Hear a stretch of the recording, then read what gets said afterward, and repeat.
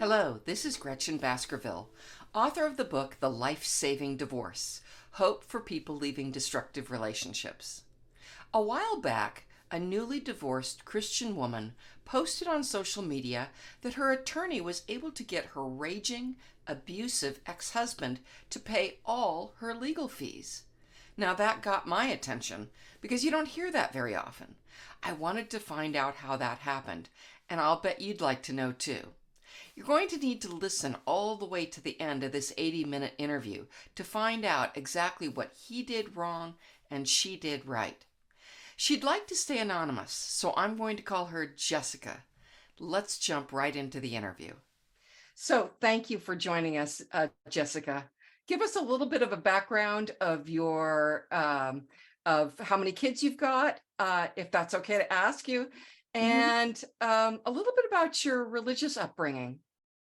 Yeah, so I have four kids. They're all adults now, and I didn't file for divorce until they were adults, or I didn't even separate until they were adults. I grew up a very conservative group. I often say it's like Mennonite, not it's got Mennonite leanings, but it's also kind of like Amish with electricity and cars.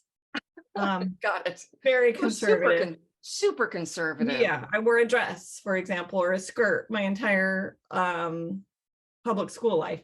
Right. I, Did you have you to know, cover your head too, or was that in church we did. okay? All Church right. So we had we to are have a head covering. talking a very conservative Christian Yes. denomination or organization. Okay. So when you were brought up, what were you taught about marriage and divorce? And by the way, was anyone in your family divorced? I didn't know anyone who was divorced. If someone was divorced, it was kind of hushed or covered up. I found out later a couple people that were older we were in their second marriage, but of course that was never talked about. Divorce was considered a sin.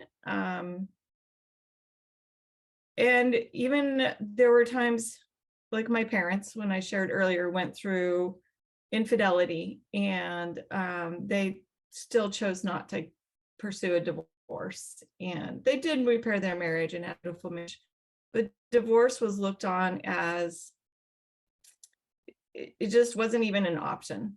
Right, right. Even if you had grounds, it sounds like it Right, was considered a spiritual failure or a sign of personal immaturity or selfishness to divorce. right.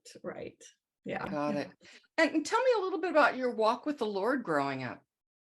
Um, I I considered looking back, I was very close to the Lord. I was authentically believing him, walking with him. I was a pretty by the rule books child, did my daily devotions in quiet time, and um went to our church faithfully, wore my head coverings, memorized the verses. I just was a pretty compliant child that followed, and I believed all of it wholeheartedly. I had decided when I was pretty young to be a stay-at-home mom, to not enter the workforce, to raise my kids, and that was my dream. I didn't Right. have aspirations for a career. College was looked down upon by several because it was kind of a worldly place where God was not respected. So furthering your education was kind of frowned upon. Some were for it, but majority were not at that time. Right. So we're talking in the landscape of conservative Christianity, you're right in there. I mean, Right. um, absolutely. And your faith was real. You Mhm. were devout. It was absolutely Absolutely. sincere and genuine, is what you're saying to me. So Absolutely. tell me about how you met and married your husband and what that process was. So I met my ex-husband when I was 16. He came and visited because the church group I grew up in was only associated with other similar church groups. So it was very intertwined.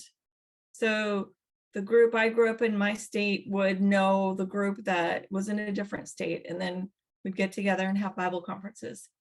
And we weren't really allowed to deal with other Christians because they were considered outside the camp.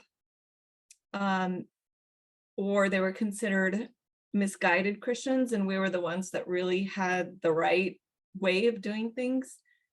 So my ex-husband also grew up in this same type of church, and so we met through relatives. He knew my uncle, and so we met when he came and visited my church one time.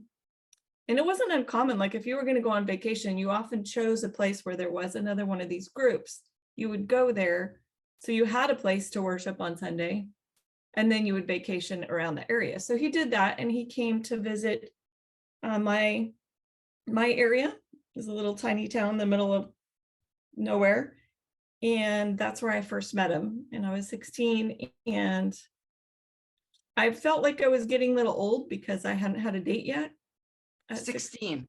You Yeah. felt old Yeah. because you hadn't had a date. Okay. Right. All right. And so he was like someone that I knew of, but had never really interacted with. And so he showed up, he had a brand new sports car, and he had answers to everything in life. And I was very attracted to that confidence and that knowledge. He knew a lot more than I did. So I was attracted to that right away.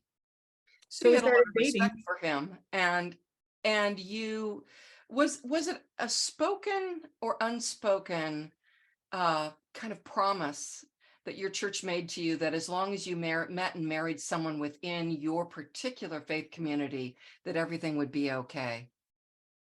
You know, it was both spoken and unspoken. It was both, because they wouldn't go so far to say it's a guarantee, but they would say that's the best way to set yourself up for success. Got it. Right. So it was both. And Great. it sounds like his reputation was good as far as you knew.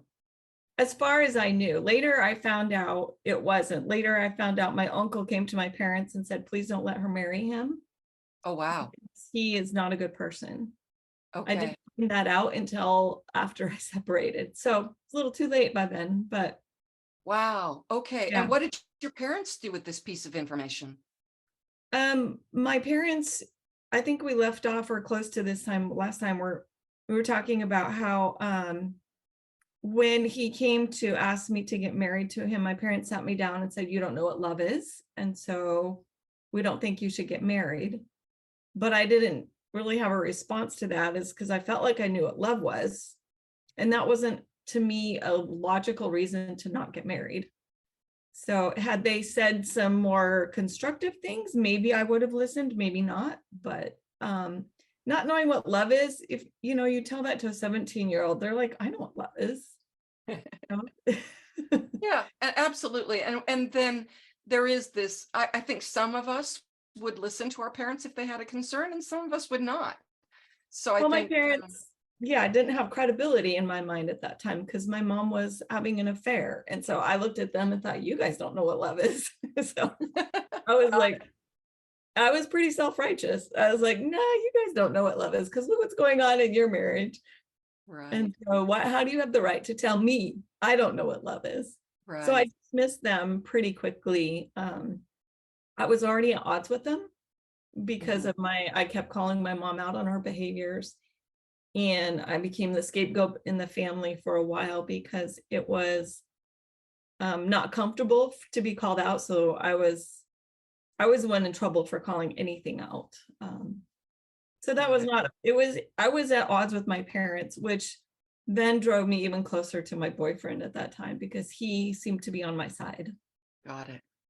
Now, a lot of us saw some red flags before we married, but we just never thought they could ever get to the point of being marriage destroying. We might have seen some little flaws, some little weaknesses, but never in our wildest imaginations would we think that they would grow and take on a horrible life of their own after marriage. Was there anything you saw before the wedding? There were a few things. One, he hadn't filed his taxes. And so his sister sat me down and said, not good with running his finances, so you're going to have to be the one that does that. And I was actually reading Dr. Cloud's book called Necessary Endings. And in the book, he has a story of how a friend came to him and said, I think my daughter's boyfriend's going to ask me if for her hand in marriage. What should I do? And Dr. Cloud said, look at his tax returns. Oh, And I, wow. oh, because Dr. Cloud made the point that it's a sign of responsibility. It's a sign of integrity. And so that was a red flag. There were a few others. Now, wait a second. Hold on. Let's just go back to that. Yeah. Now, Yeah. in your own mind, did you say, or did your parents say, or did your pastor say, well, you can fix this. You're good with money. So if he's bad with money, no problem. Match made in heaven. You're going to be able to straighten this out, and he will be grateful to you eternally. Yeah, I didn't talk to anyone really about it other than his sister, who sat me down, and I thought, oh, good, look, I can help him. I can be a good helpmeet. I can fill in the gaps where he's weak. Yeah. And I was good with money, and I was responsible. And so I looked at that as a benefit I could bring into the marriage instead of a red flag. Yes, godly calling. You know, here, your good experience, your responsible example would inspire him to become godly too, or at least to improve in whatever areas he was weak. I know that's how we often frame it as devout young women and devout young men who find themselves in this situation. So after the marriage, what was the first sign that something wasn't quite right, or what was an incident that you recall? I think the first thing that showed up for me was the way he fought. So Fought, another like had fights with you? Mhm. Okay. So another red flag I had during our dating time was there were a couple times where I upset him. And during those times, there was never resolution. It was just dropped. It was like he was upset at me, upset, and then dropped. But there was never like real forgiveness or real resolution. I don't remember if I mentioned this earlier, but one of the things he bought me was a diamond necklace, which was great. Very nice gift. So I wore it nonstop. And then I had gone shopping and tried on some clothes, and it went missing. Couldn't find it. And so I think the chain broke. It was lost. And I felt terrible. But he got sullen. He didn't ever say, it's okay. It's just a diamond necklace. I'll replace it someday. No big deal. He just went sullen. And I never felt fully forgiven or like it was resolved, but I ignored that. Figured it was my fault. I lost it. I was careless. I should have been more careful. So that carried over into, I remember thinking a few months into marriage, she was upset. I don't recall the incident. And I remember thinking, people who love each other don't speak to each other that way. I just have never seen this kind of rage or yelling or insults. And it didn't start out like it ended with, swearing and full on rage. It started out a little more lighter than that, for lack of a better term. It started out mild, but it progressed. And then the first time I remember, just to give people an idea, we're talking about the B word, the FU word, that kind of thing, lobbed at you. I have text messages that I saved that have all of those. I have threats. I have all of that saved. That happened it progressively got worse. So like towards the end of our marriage, if I didn't do something he wanted or didn't agree with me, he says, you have 20 minutes to change your mind, or I'm going to take this away from you. Wow. So extortion. It's basically extortion. It was control through power. So he would say, okay, now you're banned from going to your grandfather's 90th birthday. Wow. Punishing you for anything he didn't like. Yeah, absolutely. 17 minutes. Now, I'm canceling this. 15 minutes. Now I'm canceling that. And so he would use these countdowns, and I have them in text because that is it's just not right. You told me off air that at one point he had sent you 100 texts in one day or something like that? Or for a very short period of time? During our separation, that happened a lot. Mm-hmm. Yeah, I mean, that's even unusual. I mean, I hear a lot of stories, but that's unusual even for the people I talk to about their life-saving divorces. He really was obsessed with punishing and controlling you and coercing you to do what he wanted. I mean, Yeah. that's not a loving marriage. That's not a safe nest against the storms of life. That's not a safe harbor against, the winds and the rain. Yeah. That's a person who is pretty malicious and wants it his way or the highway, and you don't have a voice or a vote or anything to say about your own life. You're not even really a wife or an equal partner in this No, situation. That's not normal. not even. And he was a prolific writer. So when we would fight or something would come up he'd be upset at me about, he would text, he would call, he would email. So it actually benefited me later in divorce court, but it was hard to endure the onslaught. Yeah. But, I was just remembering back to your question about one of the first things in your marriage. So the red flag, I mean, I could kind of dismiss the fighting, the raging as like, he would say, oh, that's just the way my family does things. It's just my way. And I'd be like, okay, I've actually seen it. I've seen them all do this. So, okay, that's just their way. Got it. I come from a very sheltered background where my family is very non-confrontational. So maybe it's just a different way and I can like learn how to deal with that. But it was a few years into our marriage. We had moved states. We were struggling financially. We were losing money every single month. And that caused a lot of conflict because the way he dealt with money and the way I dealt with money were very different. And it was Christmas, and he decided I needed to dress nicer. So he wanted to buy me a new dress. Now, keep in mind, we are losing money every single month. And the frugal me is like, we can't afford to go buy a new dress. But he got his way. He insisted. So we went shopping, and I remember he bought me a red silk dress for $79 at the Bon Marché, back when the Bon Marché I existed. remember that. Yeah. Yeah. And I had 2 children. So a silk dress and 2 babies is not really, they don't go together very well. But he decided I needed to wear that to a Christmas Eve service. And we were living in California at the time, which if you know California, that is just not normal. People don't wear silk dresses to Christmas Eve services. We're pretty casual here. Yeah. So I finally agreed to do it, wore the dress, and then put it in my closet and didn't wear it again because I didn't have an occasion to wear it. I had 2 small children. A few months went by and I couldn't find my dress. And I went to him. I said, "Do you know where that dress went?" And he goes, "Yeah, I threw it away."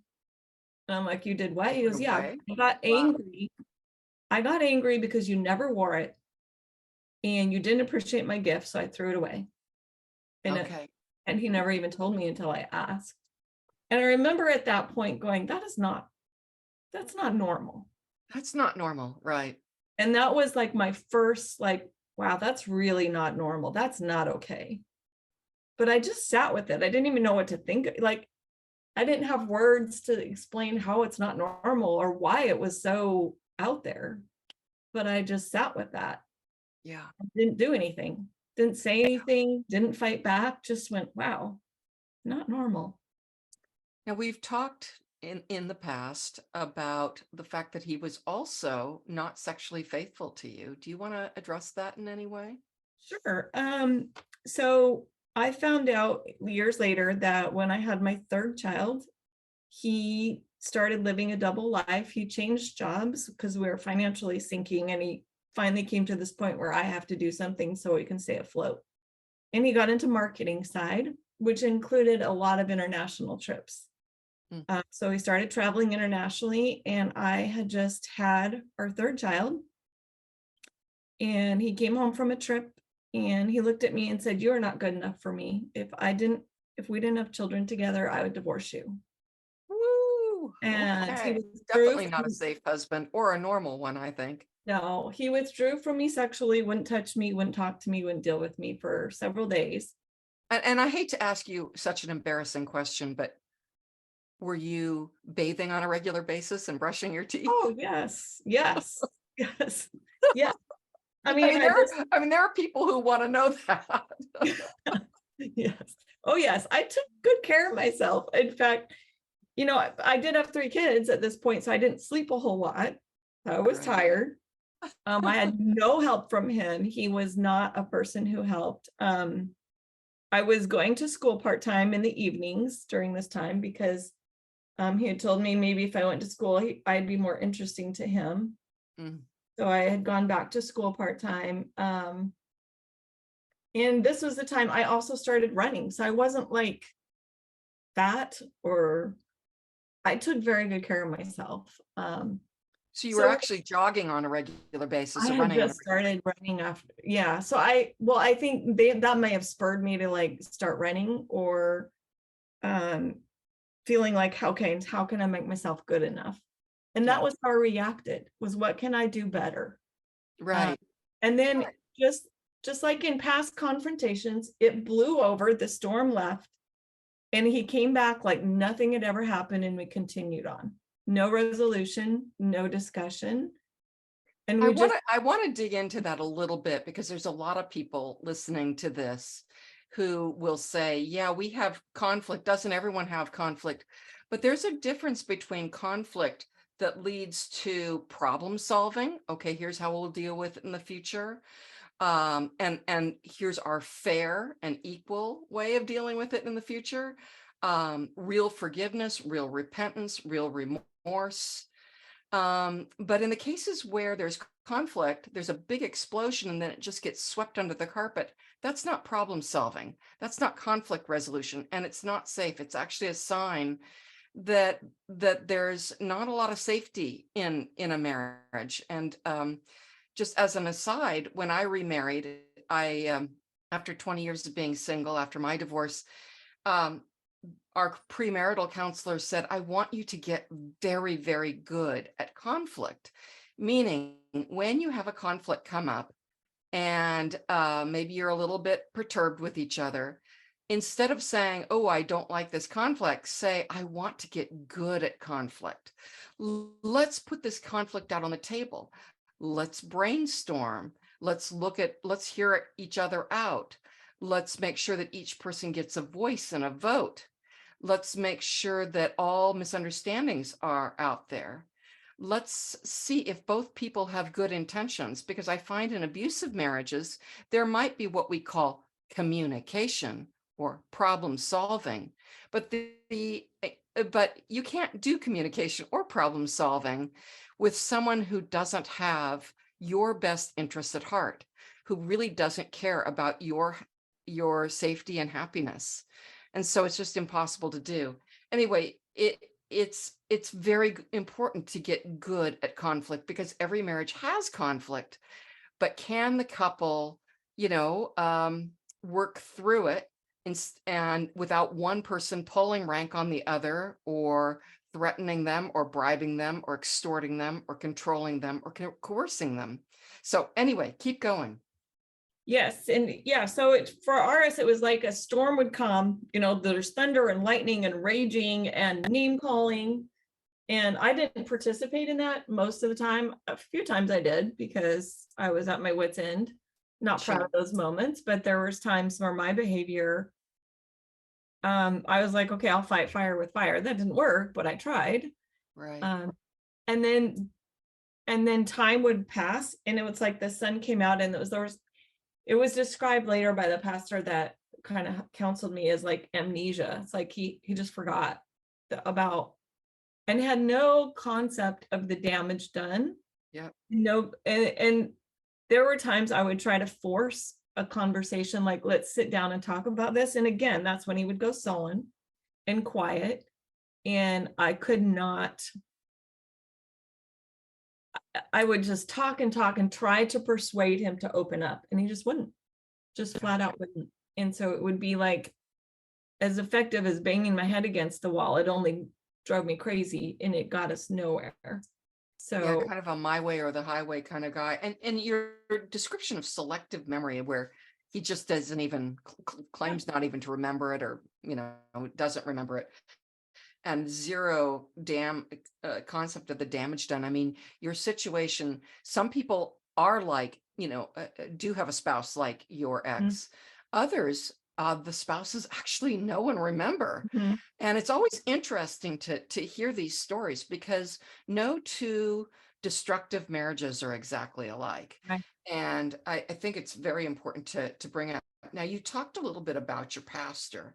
I know from talking to you that you had some good, safe, protective pastoral counselors and pastors, and others who just kind of ended up de facto siding with your ex by sweeping it all under the carpet and telling you to double down, be more loving, be more perfect, be more whatever, be more sexual, which is kind of the advice a lot of these pastors cop out and use when they don't want to face the reality that there is genuinely abuse going on in what should be a Christian marriage.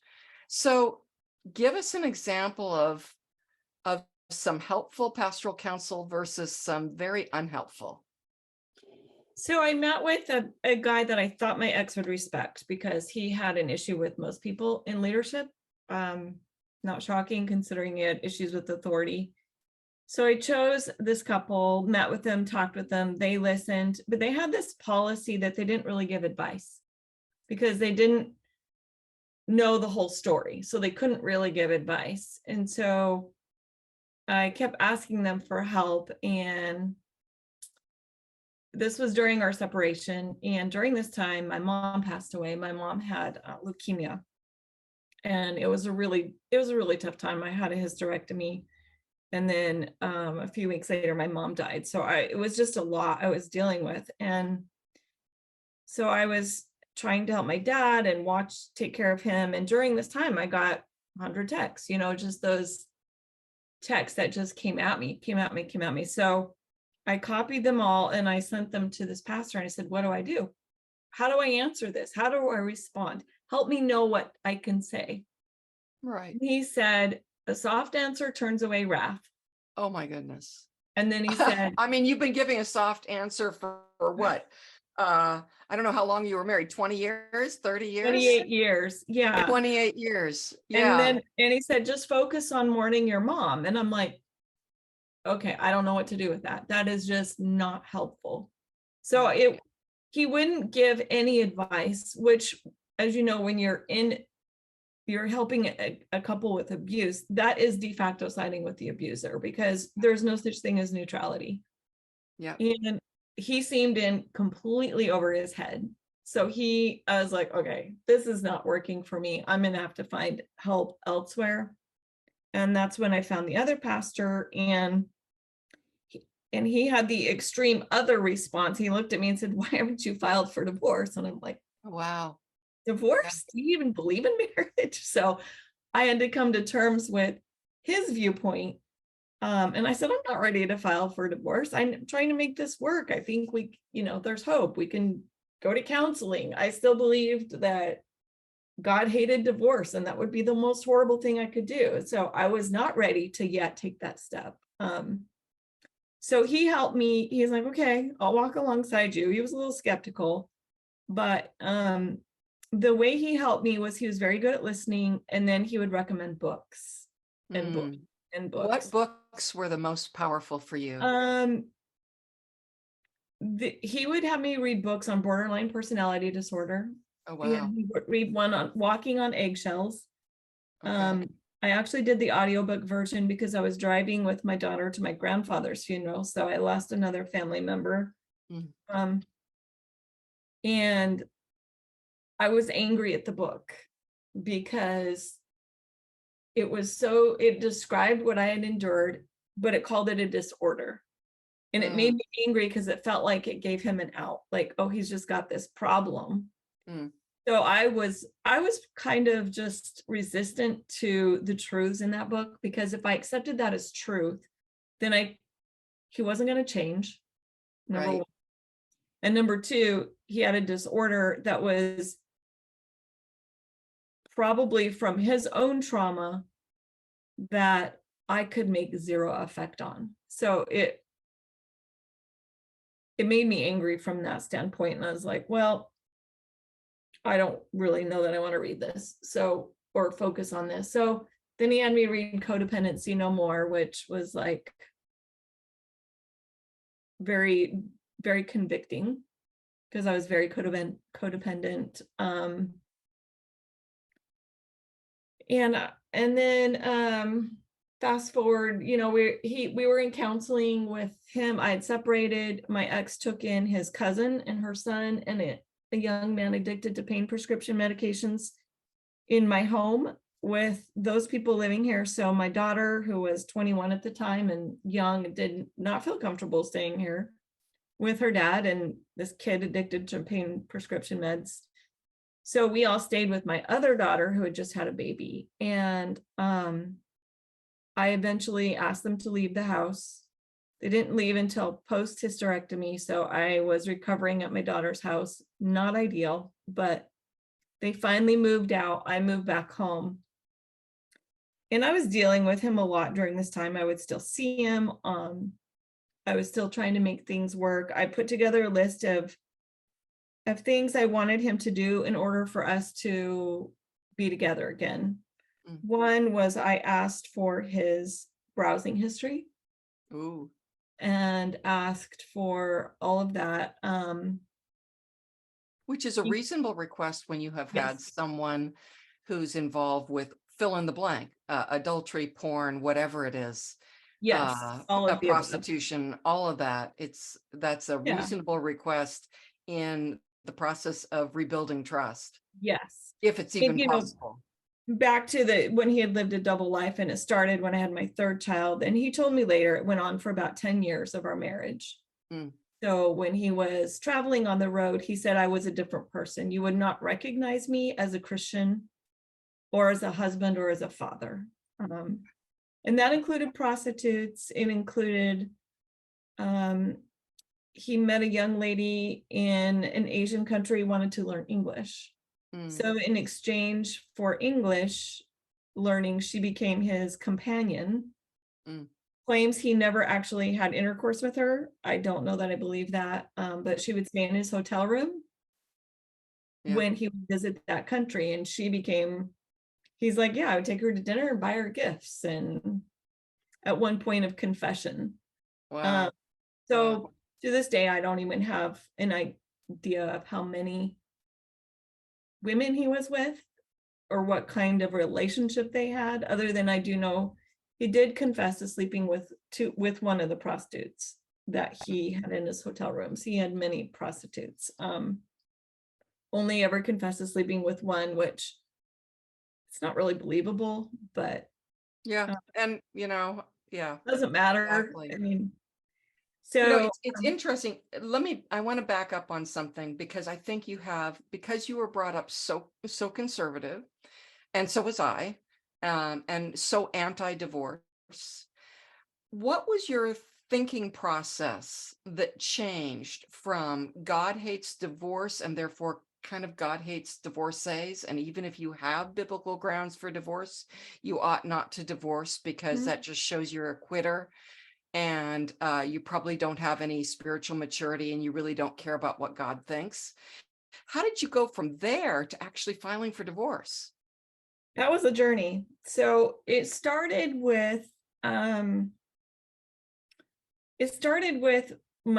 of my daughters. She left the home and went away for a semester to it was just a semester long Christian, it's like a camp, only it was a semester long camp there where she got college credits.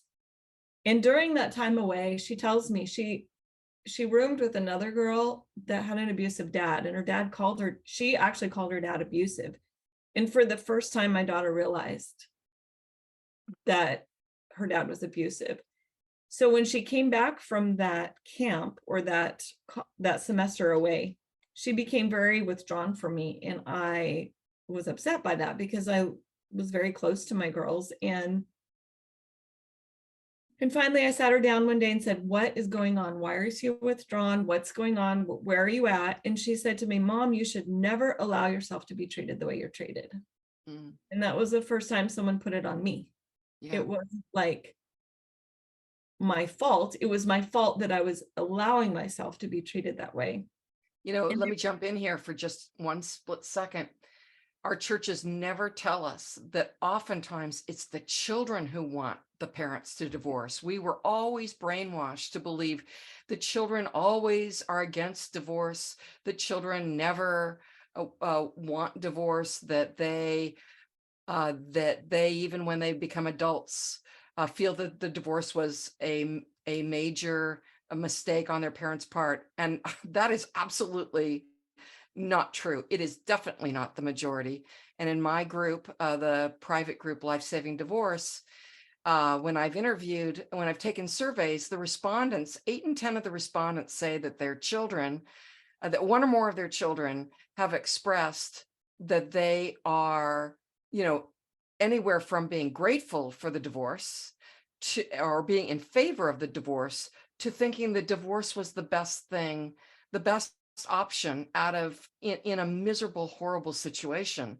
So, I can understand what a shock it would be when your daughter comes to you and blames you for staying.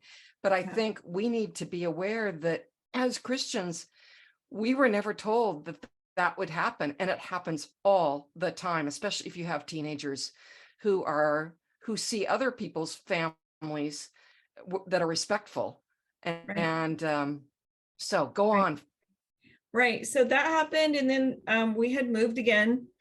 And before this move, my husband at that time was commuting a lot of hours. So with the move came the promise I'll be around more. We can work on a relationship. It will flourish. And I remember one of the first nights we stayed in our new home, in the new location. And it was just the two of us because we were still had the other house. He raged at me again. And I thought, this is not the new leaf I want to turn over. Yeah. And then there was an incident happened that summer that it was really bad. I don't even recall what it was about, but the names he called me, the things he said about me. And I sat him down a couple of days later and I said, look, this is not okay. And how can you justify treating me like this in marriage? And he said, and he was very sullen. And I finally got a sort of an apology out of him. And I looked at him and I said, if something doesn't change, I can't keep doing this. Mm. So I gave him a warning. And then there was another incident that happened in September. And that's when I went to my daughter and she said, Mom, that is abuse. You should never take abuse.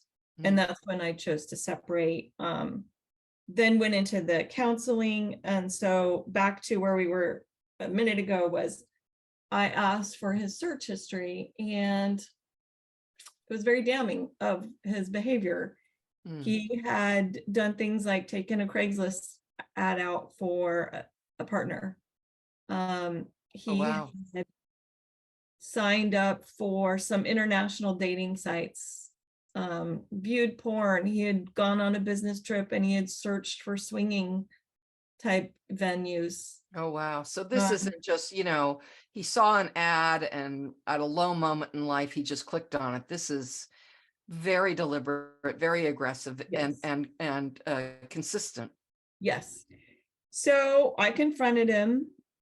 He apologized. It seemed genuine. He just said, I cannot live alone. I cannot be alone. So I wanted to see what's out there. I cannot, and he almost was panicky, like, I just can't be alone. I can't be alone. And so this was the first time I'd received an apology in years that seemed genuine and it seemed heartfelt. And so I craved that. I really wanted it. I wanted to believe it. So we worked on some things and we kept meeting together, got through my mom's funeral. I allowed him to come. I allowed him to be a pallbearer. My kids were furious at me. Yeah. They were so done. They wanted me to be out of the relationship for good. They wanted me to file for divorce. And yeah, I'm trying to make amends, trying to make it work. So he was upset that I had separated. My kids were angry that I was with him in any way, shape, or form. So no one was happy with me. I lived in no man's land then Well, because yeah, and it's hard when you've been raised conservative Christian, or anyone who's been raised very, very traditional. It is hard. You want to keep giving. It's yeah, not just a matter of second or third chances. It's 110th chance and yeah, 100 and 1,200th chance. Um, it's hard to make that decision to yes. divorce, and nobody does it lightly. And I Oh, get that there are people who call it these, Hollywood divorces or grass is greener divorces. I don't actually know anyone who got a Hollywood divorce or a grass is greener divorce or I miss the party life divorce or I'm just bored with my marriage divorce. I don't know anyone in a Christian context yeah, who threw away their marriage lightly. It took an enormous amount of horrible behavior on the part of their spouse, whether action or inaction, to destroy that marriage. So, yeah.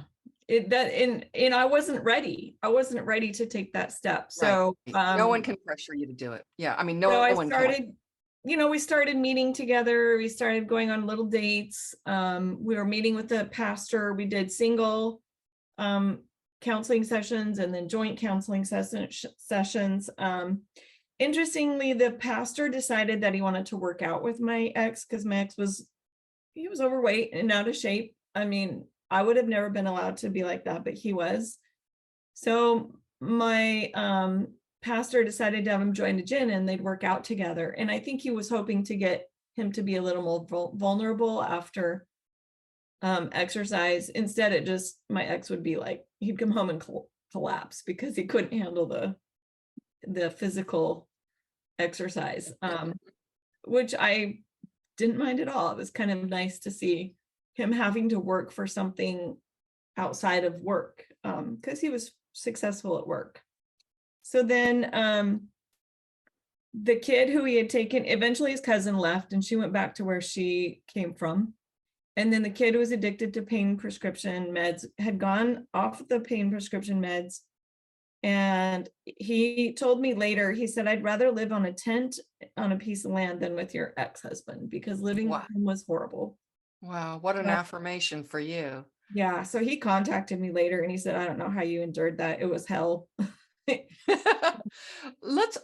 going to jump over a fair amount of a part of time with you for a second, Okay. because one of the reasons I really wanted to interview you was because your ex-husband really made your life miserable during the divorce legal process, Mhm. and yet you won. And it is just to set the stage for people who have not been through divorce. You in many states, the only goal of that judge is to get you successfully divorced and get you out of that courtroom and say next, because they are so busy. Over 700,000 people in the United States divorce each year, and they just want to get you in, make sure that it's kind of a more or less equal financial division, and kind of codify the child support and child custody. And then they want nothing more to do with it. They do not exist to determine who was the good guy and who was the bad guy in this divorce. They aren't interested in any fault finding. They are not interested in hearing all your griping about the other spouse or all the finger pointing. They just want you in, separate the money, separate the kids, out. So in your case, you actually were incredibly successful because you had massive post-separation abuse from him. And and tell us how that went and how your attorney dealt with that, because I thought it was brilliant. Yeah. So, yeah. And I had a guy in my divorce care group say a couple of weeks ago, family law is not a justice system, it's a legal system. Exactly. And I thought that was such a good way to put it, because he's like, it's the breaking a contract legally, but not fairly. It's like, right. And anyone who hopes they're going to get moral vindication through the court system is looking in the right Right. He's looking in the wrong place. It's just And it's not hard going to to let happen. go of that. It is hard to let go of that because it feels so unfair. Yeah. But Yeah. it You is. want a judge to say, hey, Yeah. you're an awful human being and you've treated your wife poorly. Yeah. Or in the case of abused husbands, hey, woman, you've treated your husband poorly. And that doesn't happen for most of us. It just doesn't. No, it I doesn't. mean, it So does happen for some people, but not as many people as expected. it has to be pretty extreme for it to happen. And even then, it's not always quite in the forefront.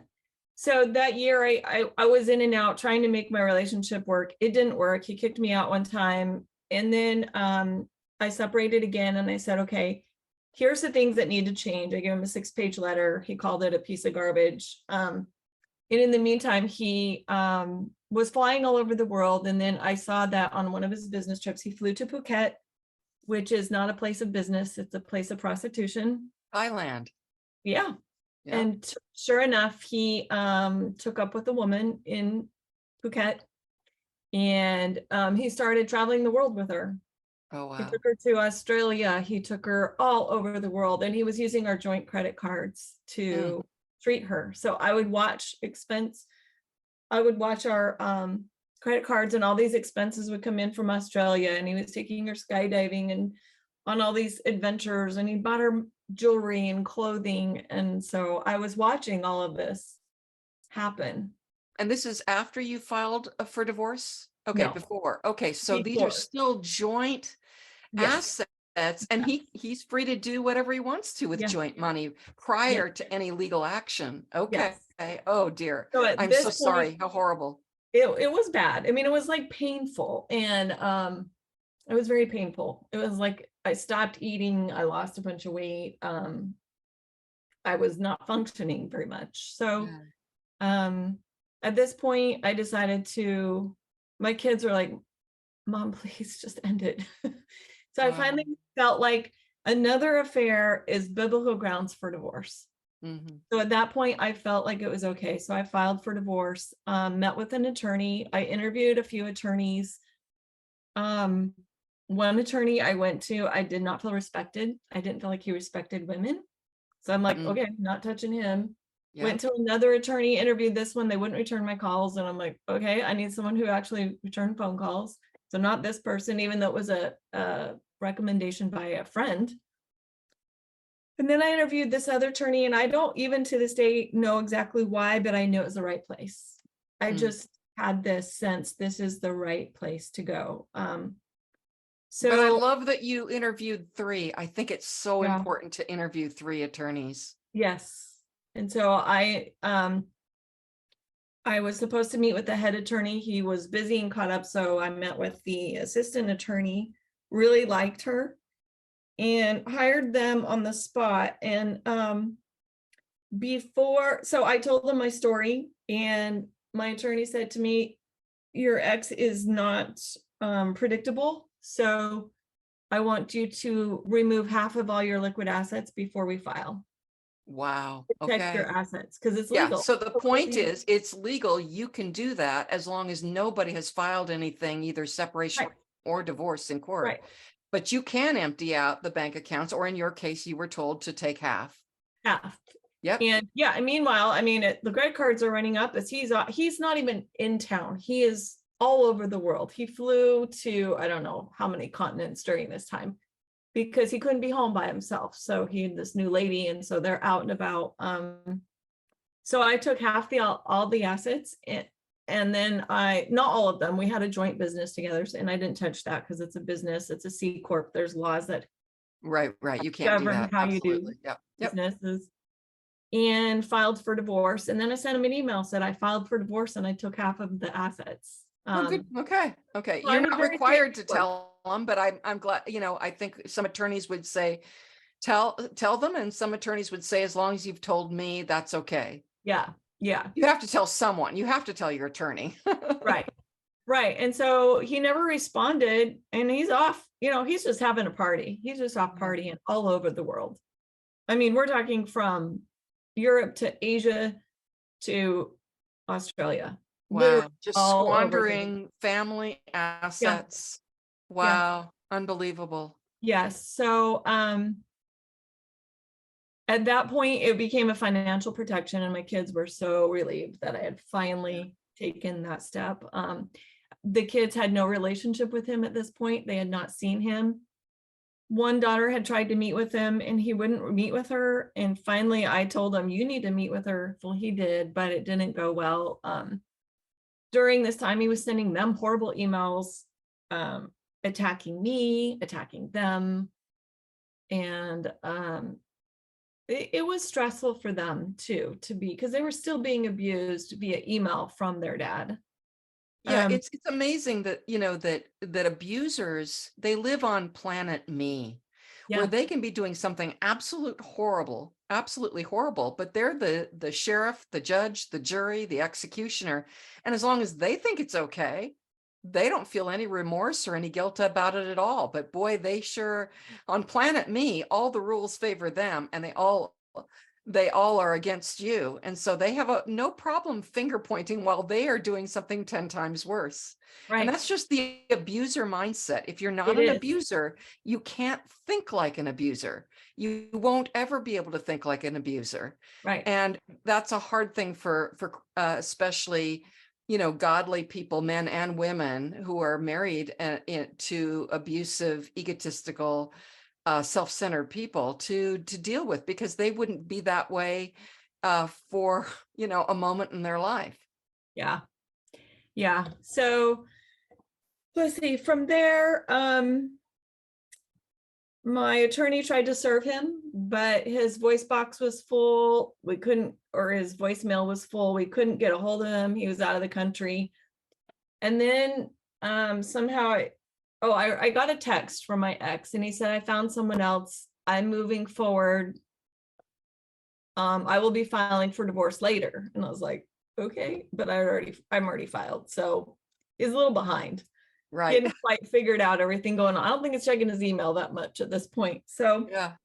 then before, and I had filed beginning of December, and just at the end of December, he panicked because he started reading about divorce, and Trump had signed into law that the next year, all alimony would be taxed by the payer would have to pay for the taxes on alimony. Right. So he sends me this email. He's like, let's settle now, come up with an agreement, because I don't, you'll get more money if I don't have to pay taxes. And I was like, Wow. all of a Sometimes sudden, news stories work in your favor. That's great. right. So So I sent it to my attorney and I said, what do you want to do? He goes, it's not in our best interest to pursue this. He hasn't even been served at this point. So don't worry about it. So I just didn't respond. And then he started researching my attorney and he got very angry and sent me many emails about how I hired an aggressive attorney you're and trying how to hurt me.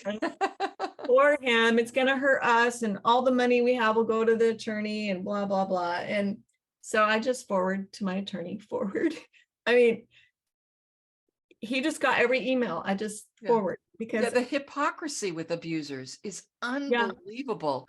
The double standards where everything they spend money on is just fine, and right. anything you spend money on is, wrecking the home. Right. And I was using joint assets to pay for my retainer because I'm allowed to. So I Yes, of just course you did. are. Yep.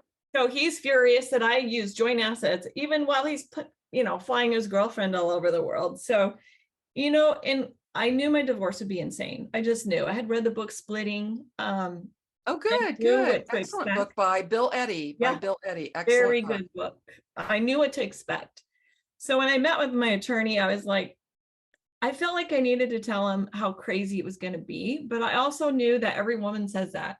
So I decided, Right. I was like, that's going to sound so trite. So I didn't say anything. But a couple months in, he called me and I said, are you okay with this? I know it's going to be crazy because I would answer the phone and he'd be like, you're blankety blank husband. I cannot, he was just, Wow. That's because he was, that's pretty transparent for a divorce attorney. it is, yes. They usually try to hold their stuff together and not show it to you. He told me later at one point, I thought the world of him. He's like, When I meet people, I understand who people are pretty quick. And he said, I know who you are. You're a decent person.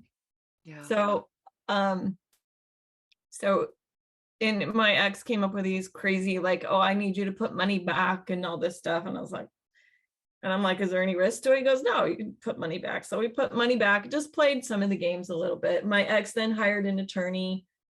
And then it came to the point of choosing a date of separation. And so that became a point in contention because I had separated one time and then I separated again almost exactly a year later. So he wanted the earlier separation because it meant that I would have less of the assets he received during that time from his job. It so happened that his company, it was a startup, had sold.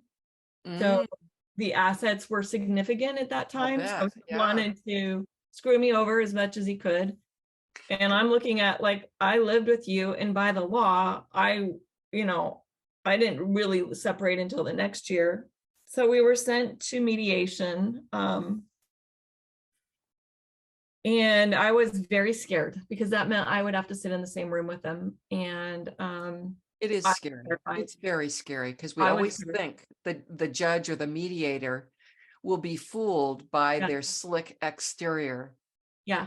And it is, because and before this, and I'll back up a little bit, a couple months into the divorce proceedings, I came across some texts and I was suspicious that my ex's girlfriend was pregnant. So I believed there was a pretty good chance he had made her pregnant. So I went to all my kids and I said, I'm just going to give you a heads up. There's a high chance that you guys have a half sibling on the way. So all of this is going on. I don't know if she was pregnant, but he moved her to the United States because she was from Thailand.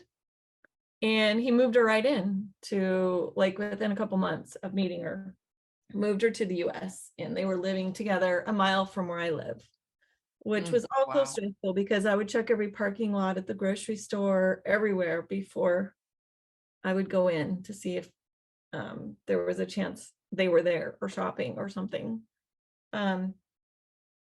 So let's see what happened in the divorce. So then we went to mediation. I was terrified. And I told my attorney, I'm going to be scared. And he said, well, I said, I'm going to be physically shaking. He says, well, if you drink water, drink with a straw then. And I was just like, that's not helpful. But now I laugh because he wanted me to go through with it. And I went through with it. And I got there and I was physically shaking. Like, yeah. Oh, yeah. Terrified. My heart was pounding, all the physical reactions to being totally dysregulated, right? But I sat there, and the mediating attorney was an excellent one, and he engaged my ex in conversation. And as I sat back, I watched my ex, and I realized I no longer needed to be affected by his behaviors and who he was as a person. I felt like I was finally disengaged from him. And it was a very freeing moment. It was like this moment of, you are your own person and you don't need to be so connected to his reactions. You can be you. So I actually thanked my attorney later, because if I had not gone through that, I would not have had that experience of feeling disconnected from him. Yeah. So mediation did not go well. We agreed on like a few things, but when it came to date or separation, he agreed. I said I would agree, but I wanted to check with my attorney. Within 24 hours of that meeting, he disagreed again, and then he fired his attorney. So we were back to square one. It was not. And mediation doesn't often work with abusers. I mean, some of them, and in your case, it's very odd because he actually wanted to get out and probably wanted to marry this woman. So it's a little bit unusual that they wouldn't just give in. But as you say, there was probably, a large amount of money at stake. Due to the sale of his company. So we let it sit because it was a holiday season. And then come January, I said to my attorney, what are we going to do? And he said, okay, let's take him to court. He's not represented right now. And let's get a date of separation from the judge. So we pushed that forward. My ex hired another attorney, and his attorney said it's probably said, accept the date. So the date was finally set. So then we went through the process of division of assets, which was, You're it was, laughing. it was terrible.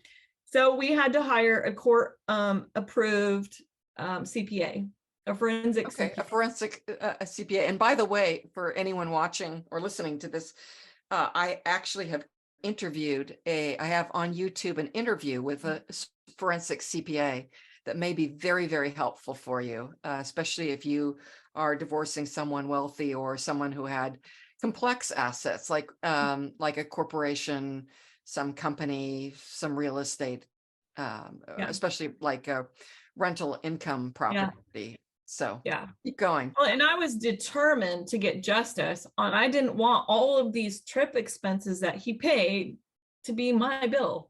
Right. So I made my own spreadsheets. I made spreadsheets upon spreadsheets because I wanted fairness. I didn't want to pay for their trips all over the world. Right. And so we kind of had a mess on our hands because we first had to have a data separation and then the funds could be separated. So we hired the CPA, and one of the big mistakes my ex made was he thrashed her in an email to her, in a private email to me, which all got forwarded to my attorney. Wow. Yeah, that's that a is stupid not thing to do. It is a stupid thing to do. That is not going to set well with the judge because Right. these are court approved and appointed forensic CPAs. It's a thankless job. They are wading through years of paperwork, trying to muddle through, and for him to call her unfair, and he just went after her. Yeah, that's kind of the kiss of death in court when you go after a court appointed forensic, whether it's a forensic psychological evaluator or like a 730 evaluator, or whether it's a forensic, CPA to look at the financials or retirement funds. I mean, you don't go after people like that, or you're at your peril. Right. So he did. He also went after my attorney multiple times in private emails to me. So I just forwarded him. And my attorney kind of got a kick out of him. At one point I said, "How are you doing?" He says, "Oh, I love this stuff. Don't worry about me. This is why I do what I do." Right. He says, "You try to handle people like your ex. I know how to deal with them. Don't worry about it. I'm having fun." Good. So good. Did he whenever your ex made false accusations, did he always ask for proof? Did he demand proof? Most of the accusations, most of the stuff was so out there, he didn't even need to. Oh, okay. All right. Okay. Or most of the emails from my ex were insults like, "I can't believe you threw me away. I'm a perfectly good man. I can't wait to see who you're going to end up with. You should go online dating and look for an IRS agent because you care so much about these things." So it's demeaning, put downs, trying to undermine your self-respect and basically tell them you're so lucky you have me that I even put up with you all these years. Which, I mean, that's planet me behavior all through and through. It is, but thankfully my family found these things very humorous. So good. They took the humor side. I have a couple sons-in-laws, and so they would nickname me as just a joke, like based on the insults. So I dealt with it with a lot of humor, which relieved couldn't take it serious. It just could not take it serious. That's wonderful that you had that kind of family support. Oh, I did. And so what was kind of the I want to wrap up in about 5 minutes. Oh my goodness. What was kind of the last straw in the legal fight? Because you've mentioned a little bit to me before about some of the public statements he had made. There were several things. One, I had to fight with him on he ended up, his girlfriend was pregnant. So we were filing taxes jointly because we were still married, and he put his son with her on the taxes as our dependent. Wow. That was like interesting. Really, but yeah. Did that help you? No, I had to go to a CPA. The CPA said, "Please don't sign that. That's not even close to being okay." Okay. We had a joint business together. He called the cops on me because I took money out of it in protection because he kept spending the money without permission. Right. So I had a case taken out on me. I had detectives call me. It was ugly. The DA's office never took up with it. So it was just a lot of drama. So the DA just ignored it. They just Ignored swept it. it under the Yeah, carpet. because Okay. they're like, Okay. this is divorce. They know I didn't talk to anyone, but it's divorce. It's going to work itself out in court. So That's interesting. we finally got through all that. We did a bifurcation so that I could be divorced legally and not ever have to deal with him with taxes again. And this was during COVID, and I didn't, took months. But then the judge back signed it in March. He back signed it to the previous year. So I was finally divorced. Then it came to the point where we were going to have to go to trial because he wouldn't accept anything, any settlement, any asset settlement. And it came mostly down to alimony. So I got depositioned and I got grilled for about 6 hours by his attorney to see how I handled questioning. And it was not a pleasant experience, but I did okay. I actually remained calm and handled it. My attorney was like, you did really well. So after the deposition, my attorney said, well, I think we should bring your daughters in as witnesses. And I said, okay, let's do it. Let's go to trial. So my attorney let them know we're going to bring my daughters in as witnesses. And all of a sudden my ex folded and said, I can't, he just agreed to everything. Why was that? In fact, I don't hear about very many divorces where adult children are brought in as witnesses. Tell me what happened there. So my attorney wanted to go down the route of domestic violence. He wanted to bring that up as part of the divorce. And he figured the most powerful testimony could come from my children. He had seen all the emails. He knew who he was. Yeah. And so he was like, I want you to think hard and think over this if you want to put your kids in that position. My kids in the meantime were like, when can we testify? We can't wait. We would love to take the stand. They were ready to go. But thankfully it culminated in no trial, and then he agreed to everything. I got a fair amount of alimony. Could I have gotten more? Yeah. But the risk was if you tick off a judge, you risk getting less. Yeah. So it's going back to the well and not being kind of reasonable and yes, acting as though you are negotiating in good faith and giving and taking and compromising, then you look too aggressive. Yeah, right. Judges don't like that. Yeah. So my attorney had a very good understanding of how the judge that we had worked. And so because of his knowledge, and he would give me, like, every time we'd have so we had a court-ordered mediation, and that was overseen by attorney, and I'd get a phone call. Okay, here's this attorney. Here's his strengths. Here's his weaknesses. Here's how we're going to handle it. Here's the judge. This is who he is. These are his values. This is how we're going to handle it. So he was an attorney who knew the court system. So fast forward to finally, the divorce was done, but my attorney said, hold on. I told you at the beginning, we weren't likely to get attorney fees, but I've changed my mind. We're going to go for all your attorney fees. Wow. He said, it'll be worth it. We'll get something. Right. And I want you to pursue that. And I'm like, you do all the work. What do I have to lose at this point? Right. So, and by the way, just, he sounds like he was a pretty wealthy man. What kind of income did you have? I mean, usually they don't grant attorney's fees unless there's a big disparity between the husband and the wife. Or true. Unless, and two things seem to, just the rule of thumb. I'm not saying that this is what happens in every courtroom, but there's usually often a big disparity of income, and also one person is really being egregious in their behavior. They expect a little bit of conflict in divorce, but one person is just over the top, not playing fair and not negotiating and not compromising. Yeah. So as part of this, I was required to get a vocational evaluation. And so I either had to go to work to contribute to my income because I had been a stay-at-home mom, but now my kids are all grown. So I had the option of working like a part-time job or going back to school. My attorney's like, go back to school. So I went back to community college. I got an Associates of Science in Accounting.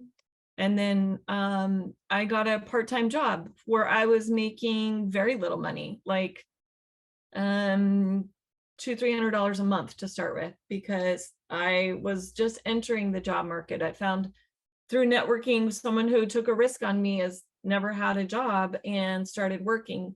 So there was a huge disparity in income. My ex quit his job, part of the strategy to get out of paying alimony. They didn't care. They were like, doesn't matter, you still have the potential to make money. So during all this time too, I mentioned earlier, my ex wrote a book to one of our daughters on marriage. A self-published book.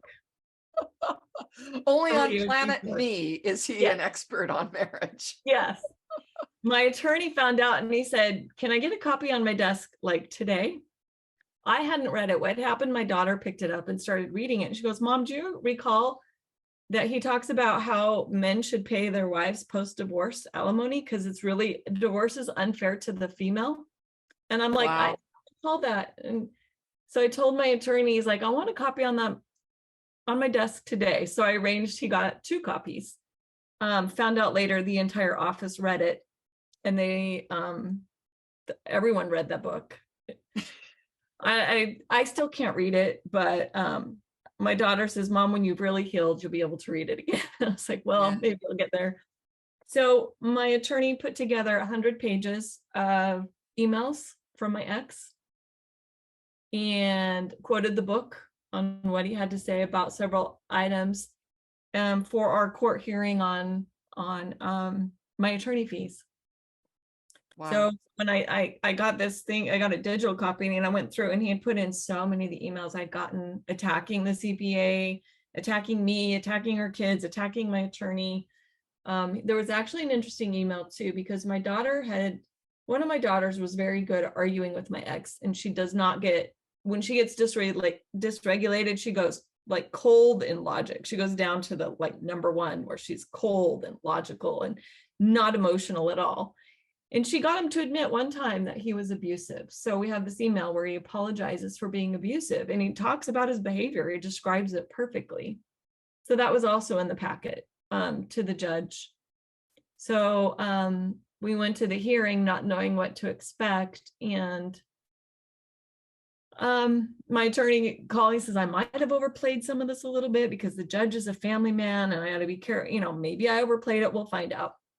I actually had COVID during the hearing and it was all online. And thankfully I didn't have to say a single word. And the judge listened to both sides as he does. And then he said he was going to rule that all my attorney fees were going to be paid. My ex's attorney was so upset. He's like, I've never seen this happen. This is not okay. I don't understand this, and the judge heard him out, but he said there's a disparity in income. There's a huge disparity in income. And that's the only reason the judge gave, the only reason. Wow. So then they asked if they can consult. So we went to they moved on to another case. So we just sat there and waited. And eventually the attorney came back and he asked about appealing it. And the judge said, well, according to the law, he could, but basically it probably cost them a lot more because they pay my fees for appealing it too. So he kind of gave them a warning. And then he said, my client would like to address the court. So my ex got to say his say in court, which it was a very controlled rage, but he needed to be heard. It was important to him to be heard. And then at the end of his rage, he goes, I'll pay the fees. And I was like, whoa, okay. So my attorney then piped up and said, look, I would like the record to show he just said he'd pay the fees. And then my attorney said, I also want the record to show that if opposing counsel decides to appeal this decision, we will be discussing DV in the appeal. And because that's the other big domestic reason. Violence, DV equals domestic violence, right? And my ex's microphone was muted, but he had a lot of not nice things said of my attorney, if you're a good lip reader, which so the judge ordered my fees be paid, and that was the end. That was the final end. And my ex paid all his fees. So it was a nice, an amazing story. What an amazing story. You don't always hear these kinds of, I rarely hear stories where all attorneys' fees are paid, even if there is a large disparity. between both parties. And this is really an amazing story. And the reason I'm saying that is for listeners who think this is what they're going to get. They aren't. I think that you are a very intelligent and also self-controlled woman. And I think that makes a big difference in court. You come Yes. across as sensible, as intelligent, as reasonable, and willing to compromise if need be. Yeah. And attorneys like those kinds of clients, and judges like those kinds of people coming before them in court. And I think you did a really great job and had an outstanding outcome. So anyway, Thank you.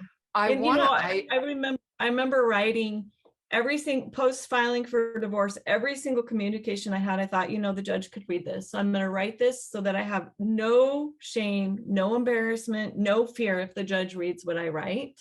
So exactly. it kept it's not what I thought. I was angry and I had a lot of things to say, but I would calm down and I wouldn't say them because the judge could read everything. And it turns out he did. He read a lot of my emails because they were also included. My responses were also included in those 100 pages of evidence.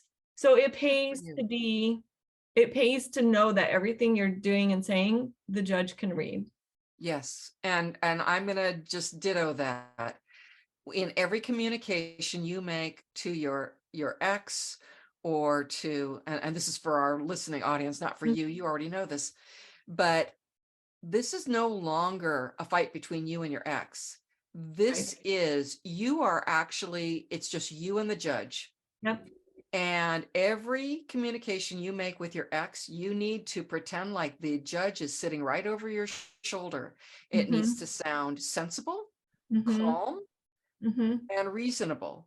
Yeah. And it is so important to hold yourself together and not fall apart in your communications, and not fall apart in court. Right. And it's not, and I didn't get all those trip expenses with my ex gallivanting around the country with his now wife. They got married right after our divorces signed by the judge like the next month. But I didn't get them all paid. But it would cost more for me to go after the last few thousand than it did to let it go.